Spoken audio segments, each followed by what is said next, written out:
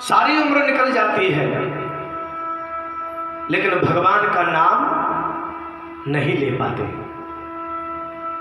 ध्यान देना मेरी बात पे। लोग कहते हैं कि बुढ़ापे में भजन करेंगे हम। काय में? बुढ़ापे में। लेकिन सही मायने में बुढ़ापे में भजन हो ही नहीं पाता है। बुढ़ापे की इतनी बुरी स्थिति है। बुढ़ापे की स्थिति क्या है? आंख में तनेगा जाला, नाक से बहेगा नाला, लाठी से पड़ेगा पाला जरा जिंदगानी में, और पड़े पड़े सैया पे करोगे मलमूत्र त्याग, थूकते रहोगे पास रखी पीक दानी में। भजन कब करोगे जब शक्ति ही रहेगी नहीं, राम नाम लेने की तुम्हारी बंदवानी में शक्ति ही रहेगी नहीं। जब हमारे शरीर में जान होती है तब तक तो हम नाम नहीं लेते, लेकिन जब बुढ़ापा आता है, जब सारी शक्ति क्षीण हो जाती है, उस समय हमें भगवान की याद आती है। बुढ़ापे की स्थिति क्या? आंख से दिखना कम हो जाता है, आंखों में दिखाई नहीं देता, जाला पड़ जाता है, और कमर 3 जगह से टेढ़ी हो गई। बेटे ने साथ छोड़ दिया तो अंत में जानते हो कौन साथ देता है बुढ़ापे में? लाठी। लाठी से पड़ेगा पाला। कैसे? बोले लाठी से। लाठी को पकड़ करके हमको चलना पड़ेगा। किसको पकड़ के? लाठी को पकड़ के हमें चलना पड़ेगा।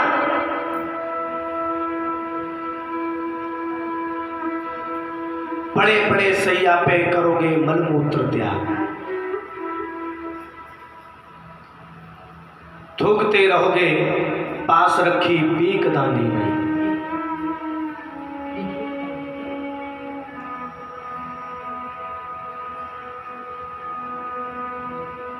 ये स्थिति है बुढ़ापे की। और हम लोगों को भगवान की याद तो तब आती है जब सारा जीवन गुजर जाता है। जीवन गुजर गया तो जीने का ढंग आया, समाही बुझ गई तो महफिल में रंग आया। सारा जीवन निकल गया तब जीने का ढंग आया। प्यारे, जब तक इस शरीर में जान है तब तक ले लो परमात्मा का नाम, ले लो भगवान का नाम। बुढ़ापे में नाम नहीं लिया जाता, और इन श्वासों का तो कोई भरोसा नहीं है। चली जा रही है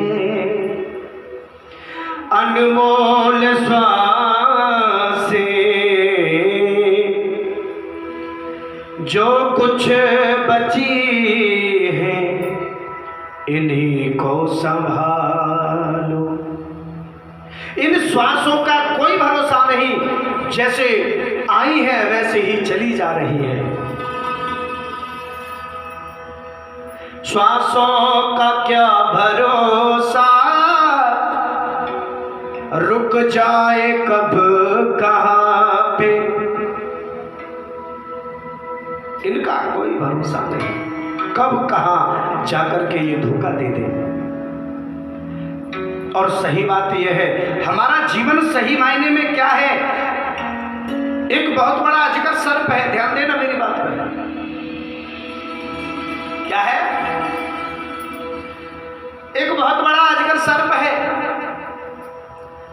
सर्प के मुख में हम बैठे हैं। कौन बैठा है? हम बैठे हैं उसके मुख में। अब हम जीवित कब तक हैं? जब तक, कब तक जीवित है? जब तक वो सर्प अपने मुख को बंद नहीं कर लेता। क्यों जी? हाँ श्रोता जी, हम कब तक जीवित हैं? जब तक ये सर्प अपने मुख को बंद नहीं कर लेता।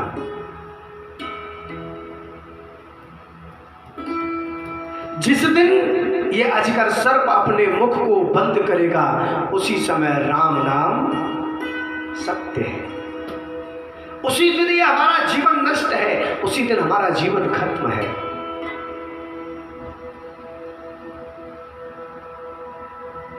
ये अजगर सर्प क्या है? बोले यही काल है। क्या है ये? यही काल है। जिस दिन मौत आएगी, सब यही रह जाएगा, कोई किसी के साथ नहीं जाएगा।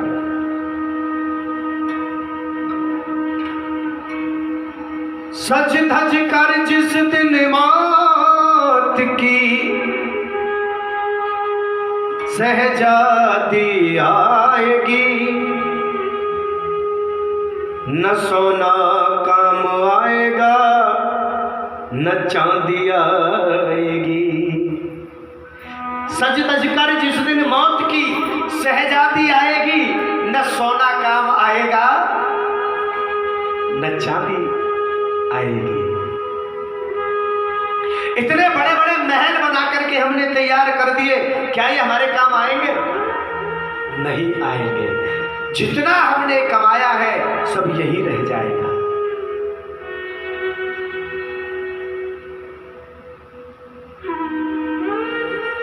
हम करते किसके लिए हैं? हम किसके लिए करते हैं? बच्चों के लिए, परिवार के लिए।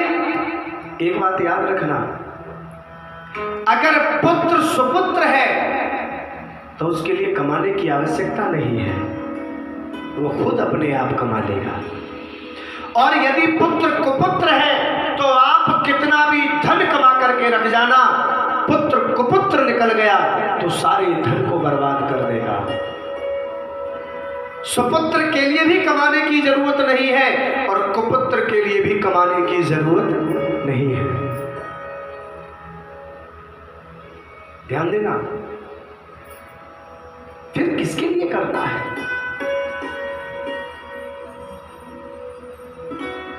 अगर करना है तो कुछ अपने लिए भी कर जाओ। इतनी जमीन हमने खरीद करके डाल दी, इतना सब कुछ हमने करके डाल दिया, लेकिन अपने लिए कुछ किया हमने? अपने लिए आज तक हम कुछ नहीं कर पाए। क्या हमने 3x6 का प्लॉट अपने लिए खरीद के डाला जहां पर हमें मरने के बाद जलना है? कभी नहीं डाला। इतना सब कुछ कर दिया हमने, लेकिन अपने लिए हमने कभी नहीं किया है?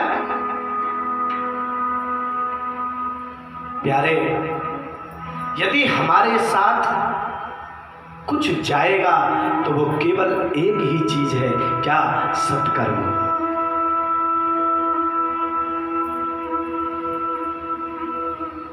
किसी शायर ने बड़ी अच्छी बात कही।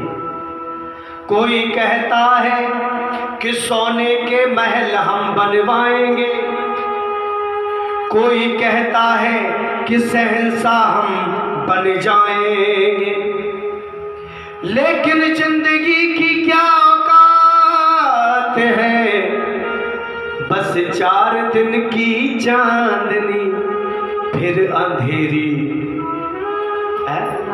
रात है। 4 दिन की चांदनी फिर अंधेरी रात है। इतने ऊंचे मत तनो, गिर जाओगे जमीन पर, क्योंकि आकाश में सीढ़ियां नहीं होती। और हमें हाजिरी भरनी है उस रजिस्टर पर, क्योंकि मौत के दफ्तर में छुट्टियां नहीं होती। इसलिए प्यारे, एक दिन सबको इस संसार से जाना है, सबको इस संसार को छोड़ करके जाना है, तो कुछ ऐसा करके जाओ कि हमारे जाने के बाद संसार के लोग हमें याद करें, संसार के लोग हमें याद करें। कुछ ऐसा करके जाओ।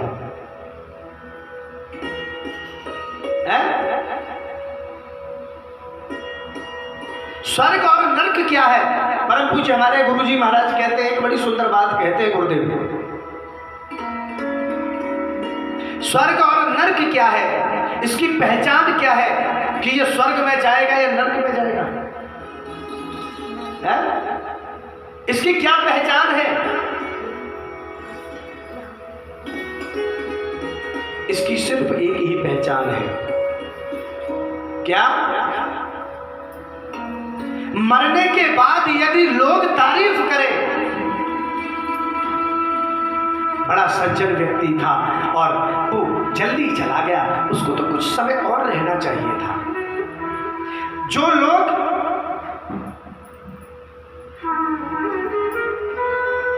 हमारे जाने के बाद भी हमें याद करें, समझ लो वो स्वर्ग में गया है। और हमारे मरने के बाद लोग हमारी बुराई करें, अच्छा चला गया, इससे हम बड़े परेशान थे, तो समझ लेना वो नरक में गया है। हमारे साथ केवल अच्छाई और हमारे साथ बुराई जाएगी, ये दो चीज है। एक शमशान में वैश्या रहती थी, तो वो वैश्या बता दिया करती थी कि ये स्वर्ग में जाएगा, ये नरक में जाएगा, वो बता दिया करती थी। एक दिन एक संत ने पूछा कि तुम ये सब कैसे बताती हो? तो उसने कहा, बोले इसमें कोई बड़ी बात नहीं है। कोई व्यक्ति जब शमशान में आता है, लोग उसके पीछे जब आते हैं, जो तारीफ करते हुए चले आते हैं, मैं समझ जाती हूं कि ये कोई भला आदमी गया है, इसने कुछ अच्छा किया है, इसने कुछ सत्कर्म किया है, इसलिए संसार के लोग इसकी भलाई कर रहे हैं, तो मैं पहचान लेती हूं कि ये स्वर्ग में जाएगा। और तो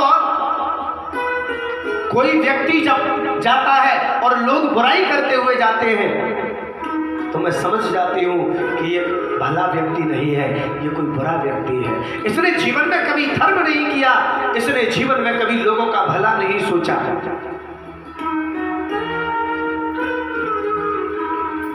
इसलिए ये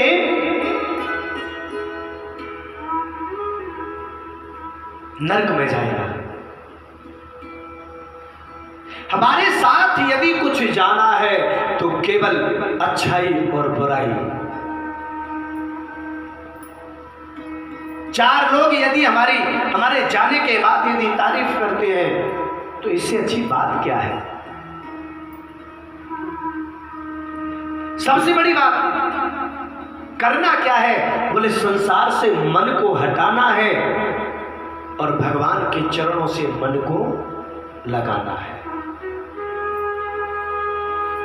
सारे संसार के झंझट छोड़ दो प्यारे। यदि केवल कोई काम आना है तो केवल एक ही काम आएगा, कौन? भगवान का नाम।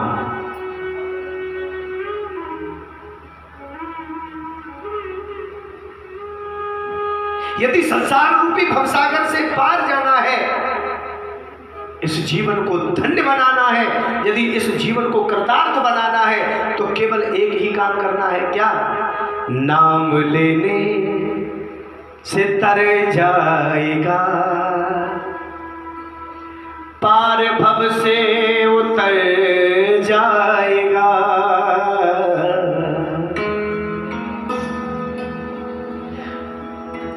उस गली होगी चर्चा तेरी, किस गली? जिस गली से निकल जाएगा, नाम लेने से तर जाएगा, पार भव से उतर जाएगा।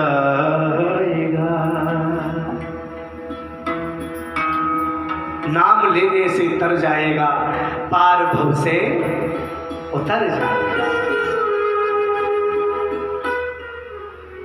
बस केवल यदि संसार से पार जाने का यदि कोई साधन है तो केवल एक है, क्या?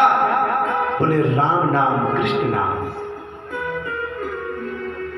हम लोगों की सबसे बड़ी परेशानी क्या है? हम चिंता ज्यादा करते हैं और चिंतन कम करते हैं। हम चिंता ज्यादा करते हैं, चिंतन कम करते हैं। इसीलिए तो मैं कहता हूं, चिंता को मिटाओ और चिंतन को बढ़ाओ।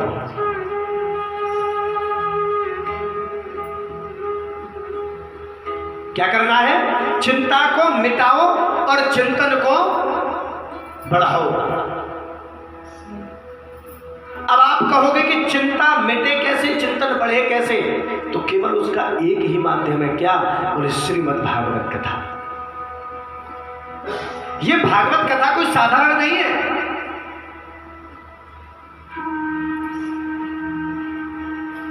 ये साधारण कथा नहीं है। ये कथा वो कथा है जिसको सुनने के लिए देवता भी तरसते हैं। कौन तरसते हैं? देवता भी तरसते हैं इस भागवत कथा को सुनने के लिए। गायंती देवा किल गीत कानी, धन्यास्तुते भारत भूमि भागे। स्वर्गाप वर्गास्पद मार्ग भूते, भवन्ति भूयः पुरुषाः सुरत्वात्। कितनी अद्भुत बात कही। अर्थात सारे देवगण भी यही गान करते हैं, गायंती देवा किल गीत गाने। सारे देवता इसी बात को गाते हैं, क्या? कि जिन्होंने स्वर्ग और अपवर्ग के मार्गभूत भारतवर्ष में जन्म लिया है, वो पुरुष, वो नारी, ये सभी धन्य हैं, सब धन्य हैं। ये भागवत कथा देवताओं को भी दुर्लभ है। देवता भी इस कथा को श्रवण नहीं कर पाते, मौका ही नहीं मिलता इस कथा को श्रवण करने का। देवता भी तरसते हैं कि कैसे भी श्रीमद् भागवत कथा सुनने का अवसर प्राप्त हो जाए, कैसे भी कथा श्रवण करने को मिल जाए। जानते हो क्यों? क्योंकि स्वर्ग में भागवत नहीं है, स्वर्ग में कथा नहीं है। स्वर्ग में केवल एक चीज है, स्वर्ग का अमृत। लेकिन उसे पान करने के बाद भी मुक्ति नहीं है। उसे पान करने के बाद भी मुक्ति नहीं है। स्वर्ग क्या है, जरा समझिएगा।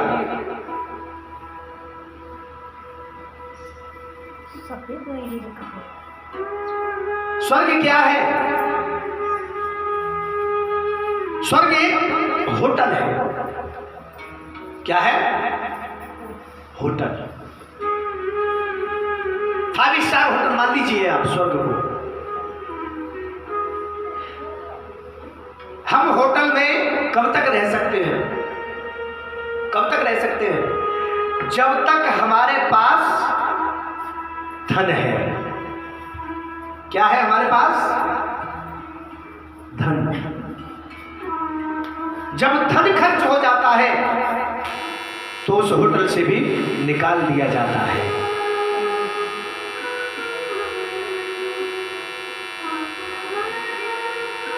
ऐसे ही स्वर्ग है, ऐसे ही स्वर्ग है।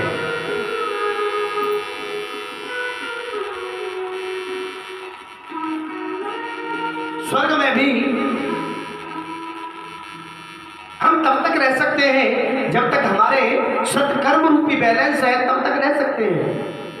उसके बाद पुनः मृत्यु लोक पर आना है, पुनः मृत्यु लोक पर आना है।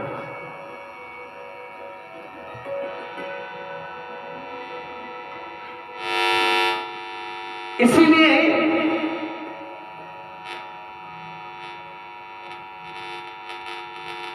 देवता तरसते हैं,